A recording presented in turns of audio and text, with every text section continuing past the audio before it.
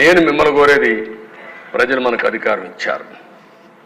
అధికారం ఇచ్చింది ప్రతీకారాన్ని తీర్చుకోవడానికి కాదు.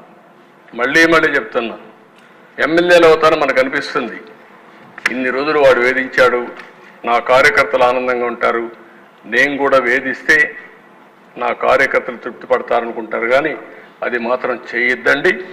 మనకు అధికారం ఇచ్చింది ప్రజలకు సేవ చేయడానికి, తప్పులు చేసిన వాడిని శిక్షించడానికి. శిక్షించే బాధ్యత ప్రభుత్వాన్ని, సేవ చేసే అవకాశం బాధ్యత మీదిగా తీసుకోవాల్సిందిగా మరొక్కసారి కోరుకుంటూ, ఎక్కడా దీన్ని ఉపేక్షించం. ఒకవేళ కానీ మన వాళ్ళు తప్పు చేసినా ఏమనుకోవద్దని మొన్నైతే పవన్ కళ్యాణ్ గారు చాలా స్పష్టంగా లేఎస్ఎల్ఎస్ పార్టీ మీటింగ్లు చెప్పారు. ఇక్కడ కూడా మొన్న కూడా చెప్పారు. నేను మనస్ఫూర్తిగా అభినందిస్తున్నా. ఆన్ రికార్డ్, ఒకవేళ అలాంటి తప్పు జరిగితే నేను చేసినా మొదట నా మీద యాక్షన్ తీసుకోమని చెప్పిన వ్యక్తి పవన్ కళ్యాణ్ గారు. అది ఆయన యొక్క సిన్సియారిటీ.